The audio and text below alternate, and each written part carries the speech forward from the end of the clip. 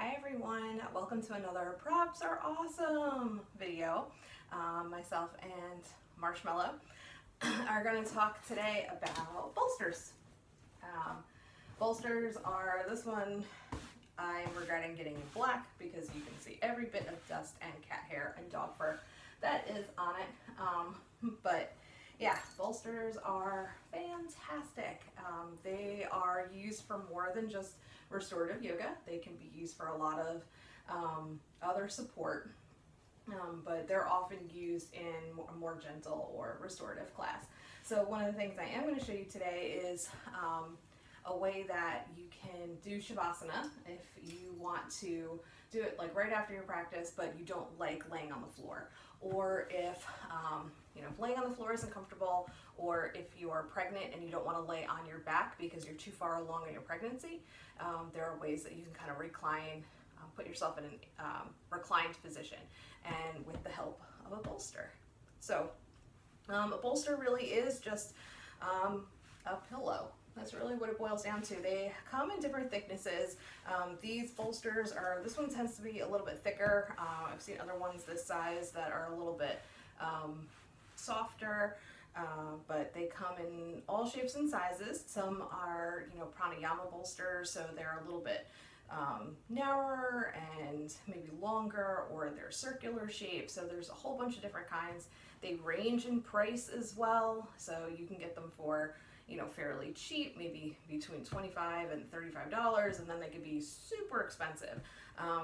This is a Hugger Mugger bolster, and I got it right after I did my yoga teaching certification, so I don't actually remember how much it cost, but I don't think it was that much. And then I have a Gaiam bolster that I have started using in my videos, and I do actually get a discount through Yoga Alliance, so whatever I have gotten it for would not be, it just wouldn't be what it is retail. So, but they range, you can decide how much you want to spend, and figure out what works for your budget. If bolsters are not in your budget, like I said, they are just pillows. So, I mean, these are just the pillows that came off of my bed.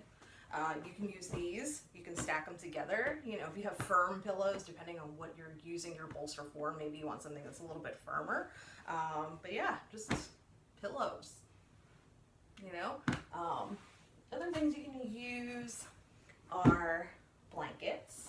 If you have a bunch of blankets, you can, stack them, or you can put blankets on top of something. So you've got, blankets. I even brought downstairs with me my foam roller that I bought and never used, because in some ways you could probably take your foam roller, depending on the size and shape of it, you could take your foam roller and you could put pillow, blanket, and now you've got something with like a little bit of height and a little bit of firmness. So you can kind of just play around with it and see what the stuff that you have in your house to kind of create a bolster. If you wanted to buy a bolster, I know that there are people who use their bolsters like for other stuff aside from yoga, like they use it to help them read in bed or even sleep.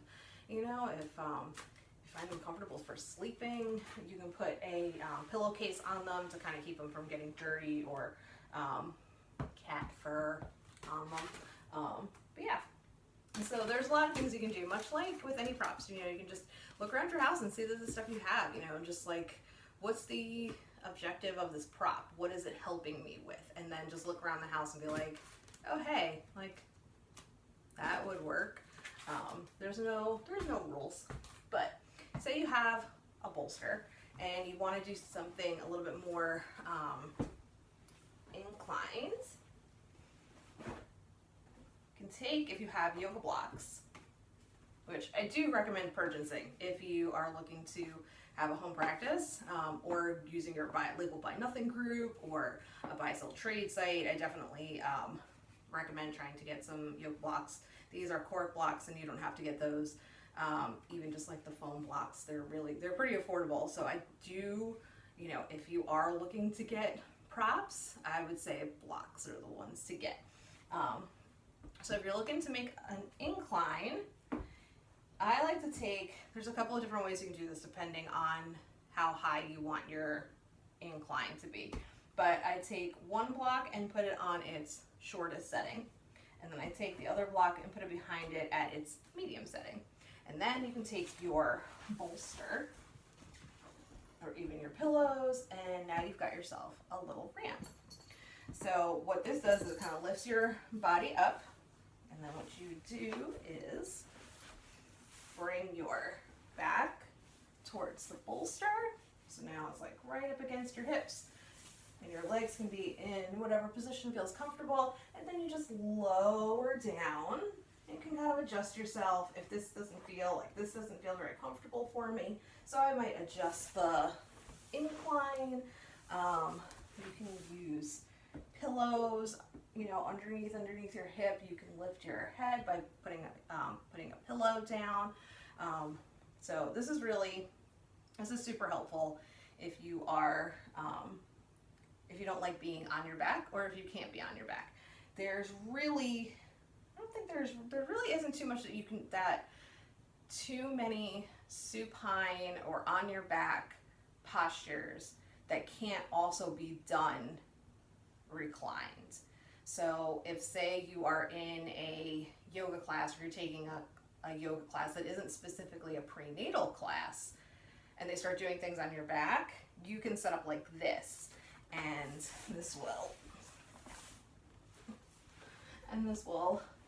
allow you to do a lot of different postures. So just make sure that you're feeling nice and comfortable. Maybe you have the spaces all kind of done. So you can do your twists here. You know, you can do your figure fours here. And you can take a nice restorative Shavasana.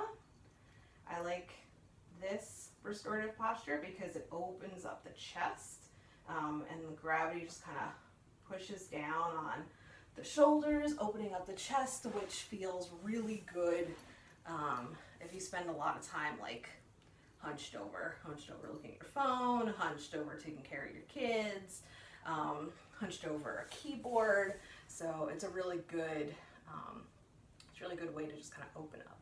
So I will be having a gentle yoga class that shows how to do that as well, so that you can kind of see how it happens in person. But yeah, so there's a whole bunch of ways that you can make this work for you. Like I said, this is just an option for Shavasana if you like to stay in it and you like to do it after your practice, or even if we are getting back to yoga studios and stuff, and if you're using props and everything and you want to set yourself up like this for Shavasana, you can do that too.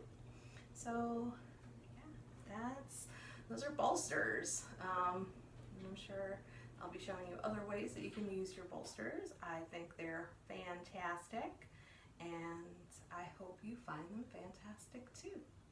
So enjoy, have a wonderful week. Bye.